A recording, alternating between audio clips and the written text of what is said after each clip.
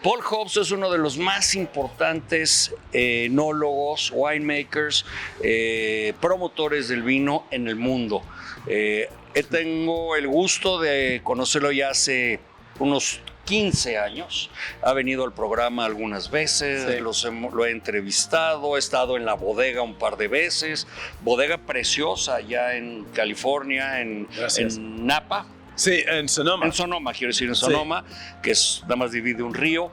Y bueno, famoso en Argentina. Yo le llamo, I hope you remember, el Cristóbal Colón de la Malbec. You remember that? Yeah. Sí, yo me recuerdo. No te recuerdas. Y es que yo digo que la Malbec ya estaba ahí, como América ya estaba. Y cuando llega Paul Hobbs, pues se encuentra, bueno, busca y encuentra la Malbec, como Cristóbal Colón buscaba las Indias y encontró América. Y por eso el Cristóbal Colón gracias. Muy amable, gracias. Thank you, Paul. What are you doing in Mexico? I'm very happy you're here. You're not come very often. I haven't been, well, partly because of the COVID, but well, I'm just here for a 3 or 4 day tour and reinitiate my presence in the market because I love coming to Mexico City. Mm-hmm. And we'll be going to Cabo San Lucas as well. Oh, so bad. What are you going to do in that horrible land? Nothing to do, just sea and beautiful sky and a beautiful sun and wonderful hotels. No, don't go there. We have to suffer. You don't have to go there. Stay in Mexico City. You see the sky, see the traffic. It's beautiful. It's a good energy here. Yes. Very good energy. Yes. And I love the Parque de Chapultepec. It's beautiful. Me encanta. You know that it's bigger than Central Park in the United States, in New York? And surface area, yeah, it's huge. Yes, it's huge. It's a massive park. You know, I don't know if you know this, Eddy, but in 1969, I made with my father and all my brothers and sisters, we came to Mexico City. Actually, we did a tour throughout all of Mexico, all the Yucatan Peninsula, et cetera, and the last part of the tour, we stopped here, and we toured the Chapultepec Park to look at all the treasures taken from the Mayan ruins. Oh, that's beautiful. Have you been in the Templo Mayor, in where is the central plaza, where is El Zócalo? Where's the cathedral? I'm not sure I've been there. It's fantastic. If I was, it was a long time ago, and I don't remember. It's really, really, and they found a pre-Hispanic city underground, beyond underground, the colonial city, and wow. They kept so good. Dr. Matos was the ecologist, and still, and you will find the most amazing things for the pre-Hispanic culture. Fantastic. Well, that's something on another trip. We can go there. Next time you come, I invite you there. I walk with you, and then we go to eat somewhere around. Yeah. And I would love it if we could do that. Yes, we can do that. We can try mezcal, and we can try your wines. Oh, and then I'm becoming a mezcal aficionado. Oh, really? Yeah, we had a delicious one last night. Where? Which one? It was in the hotel where we're staying, and I think they specialize in that. Hotel Intercontinental. Ah, yes, they have great. At the Chapulín, they have great. That's where we were. Great mezcales. Exactamente. And this guy, the short guy, is amazing showing the... I think is it Nicolás? Nico, yes. Nico is amazing with mezcales. Oh, that guy is un experto. I'm going to send you a bottle of Palos Cuates. It's a new mezcal, very, very fine mezcal. That a group of young guys are doing. Yeah. And you will love it. I will send it to the hotel. Okay, great. Beautiful. You like it? How long are you going to stay in Mexico? We leave tomorrow afternoon. Come on. It's a short time. And then you don't come back after Los Cabos? Then we return. I return to California, and after that, Eddy, I'm going to my properties in Europe. One in Cahors, France, another in Galicia, Spain, and really? Also Armenia. And then after that, well, I guess I'm going to spill the beans here. I'm going to China. Really?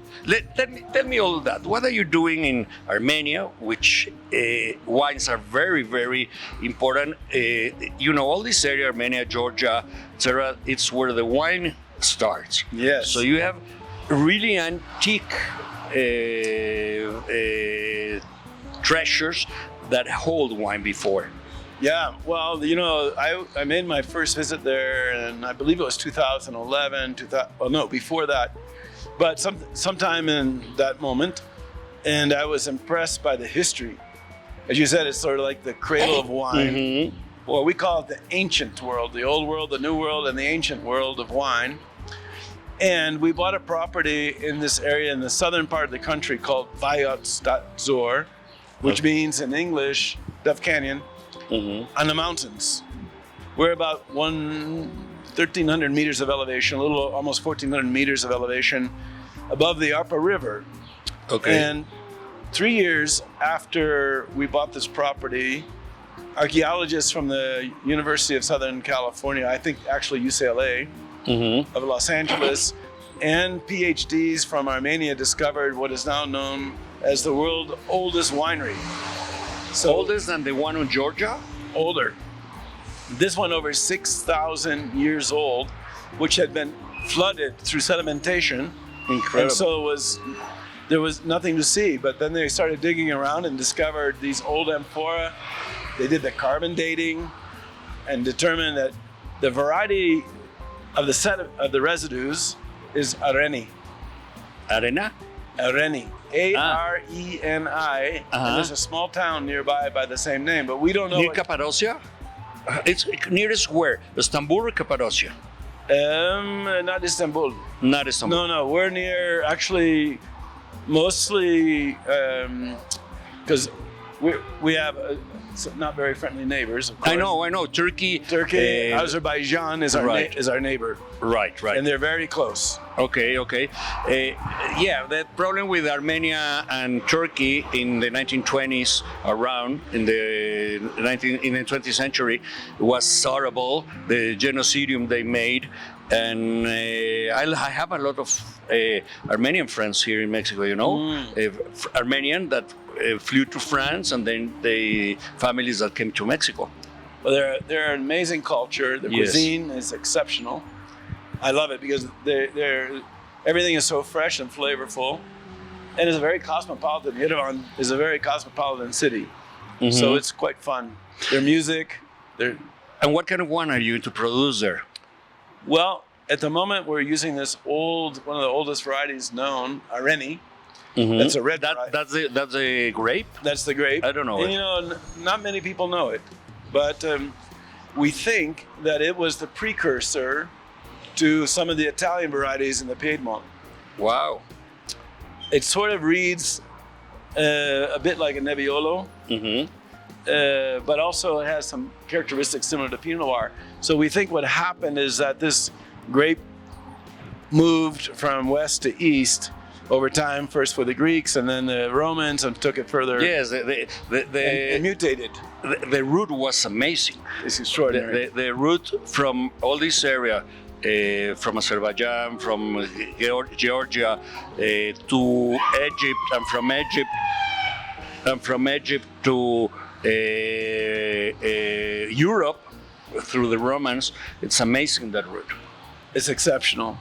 And I'm sort of following that route in a way because Cahors, France was developed by the Romans. Right. As well as Galicia. The Romans came there in Galicia to take out the gold and the slate. So they were always out to exploit in a way, I suppose. But they also planted vineyards in these regions. They put aqueducts, all of that kind of thing. So it's really, the trail of the Romans is very interesting. And then you will create a wine there, and then you have another wine where? In another winery you have in Cahors in France? Yes. All of these wineries I do as partnerships that are international. I use that's the way to do. I'm finding you partner with local people, and I'm doing something similar to what the Baron Philippe Rothschild did with the Robert Mondavi and Opus One, which was to make a 50-50 joint venture with the local people and then do a project. And that's been working very well. Okay.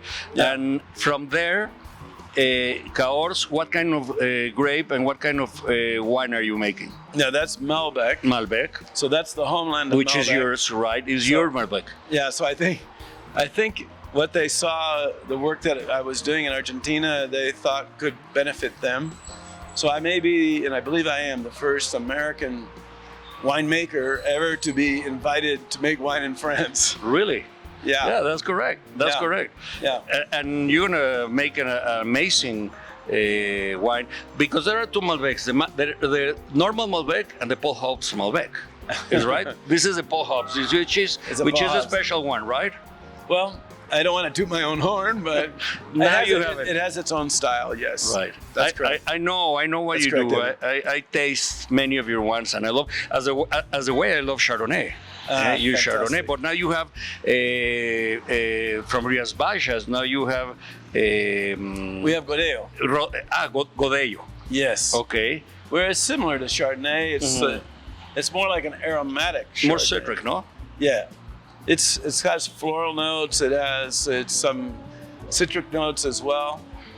In Galicia, in that region, is Ribera Sacra and Valdeorras, and most of these vineyards are very small that were first developed by the Romans. We can't even put a tractor. Right. It all has to be hand farmed. Sometimes we can put an animal like a horse if we need to plow the vineyard or do something like that. But some of them are too small even for a horse. So these are very tiny, very steep vineyards. On the mountain, right? Yeah, it's like an outcrop on the mountain. They put a Like vineyard. terraces. Very much so. Some of it is terraced, and some of it is just an outcropping. So they're like a postage stamp, very extremely small, almost uneconomical. And you prefer on the ice than in the Yeah, because too low, being near the river, is too foggy and cold, and too high is too windy. So we're about midway up the slope. But this area is very similar to the Mosel region of Germany in the sense of steep vineyards. Well, it's somewhat different because the vineyards are much smaller and they're more separated rather than one massive slope that's developed as in Germany. But also it's almost on a scale of double or even triple the size in terms of steepness or the altitude to the base. Right. So this is they call it heroic viticulture. Viticultura. Heroic victory, yes, it is. And I would love to taste this grape because with the wind coming from the sea, with the cold by night. I remember this Mexican guy that you introduced me with him that died. Unfortunately, he died. He used to pick up the grapes for you. Valdez. Oh, that was a tragedy. Oh yes. He has a Lovely very guy. interesting history. Why am I blanking on his first name all of a sudden? But Senor Valdez, he jumped the border and he went to work for a guy by the name of Jack Florence. And when Jack wanted to retire, Ulysses, yes. Ulysses was still a young man, but he had done such great work for Mr. Florence that Mr. Florence sold him the business. Can you imagine that? He had many options to sell, but he sold to Ulysses because Ulysses was so passionate about high quality grape growing. So we had a great relationship. I met him. Yes, I met him with you, but before in Mexico, where he used to have a little stand in the market, in the flea market. Oh, really? Yeah, él tenía un stand aquí en el mercado de Río San Joaquín. So he used to sell clothes in the market, in the flea market, and I met him once. He's like an entrepreneur. Yes. And an outgoing, extroverted personality. Yes, I'm so sad cool that he died. And the family kept the wineries? They still run vineyards. I don't know about the winery, honestly, I don't know. But his sons were still very young. Yes, I know. Well, coming back with you, in this Rías Baixas, in Galicia that you're gonna make this winery, what kind of wines are you going to produce and what quality of wines? Really, we're only working with the white varietal, as I mentioned, at the Godello, which we ferment in Fundada. And these are old vines on their own roots, and they're just lovely. And I think the other is called, we make them in Thea, but that's aged in smaller French oak barrels. And that's also, shows so much minerality because in that area you have slate, a lot of slate in the soil, quartz, feldspar, So the soils are extremely interesting. And of course that makes the wines very, those Garnacha. Garnacha, similar. Okay. You know, Garnacha is Alicante. Very strong. Yes. Alicante. Alicante and Barcelona and Catalunya. And The son of Catalunya. Catalunya. Yeah. But the Garnacha is something we haven't released yet. But it could be the greatest of the three wines. Interesting. Do you already have that wines? Yes, we do. And you brought here? Honestly, I think they're in Mexico, but I'm not absolutely sure. I'll have to check on that. Let me know. I would love to try those They're under wines. the name Alvaredos Hobbs. And Alvaredos is the name of this small town. Alvaredos? Alvaredos. Okay. Near Orense, on the Okay. Sil River. And otherwise, if they're not here, I have to go to your winery in California For again. sure, we can help you with We that. enjoy that meeting and dinner and lunch. Let's do that. Well, and then you go to China. Well, that's something entirely Secret. Until now. Well, it was. But I'm doing an exploratory trip in June to see if it might be, an interesting possibility to do a winery in China. Well, the market you have there is amazing. If you think just for the market, you're going to be very rich. And if you think China and export to some other countries that they already start to export, you have a supermarket.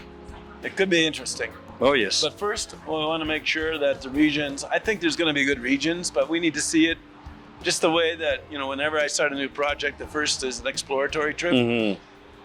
And but I have a lot of good things already organized. So I have, if I know my partners, for example, if I do this, Mm-hmm. and I know the two main regions that I would focus. But now it's looking under the hood and seeing what really. Let's see what is on the hood, if it's an 8-cylinder or 5-cylinder, Yeah. or an electric one. Paul, I know you're busy. You have a Blanca Breton, the Cava de Blanca, which is an amazing girl, an amazing interviewer, an amazing young sommelier. And I don't want to keep more time of you, but let's see each other soon. Yeah, I look forward to that, Eddie. When are you coming to the States? Well, I return on Friday night, or actually Thursday night. So Mm-hmm. I'm back in a few days. But I'll be on and off, from travel, but also going to the vineyard. So I'm there. I ride you. I'd find you. Yeah. Okay. And always, you can come during the harvest. I And would love to. And I would love to see you there, and we'll go see the vineyards and taste some grapes I together. will go on the harvest. That would be amazing. Fantastic. My friend, Sí, señor. thank you. Gracias, Paul Eddy. Hobbs, el gran Paul Hobbs, el Cristóbal Colón de la Malbec, que ahora ya tiene Malbec, Paul Hobbs. Esa es o Malbec Hobbs, como quieras, ¿verdad? Sí.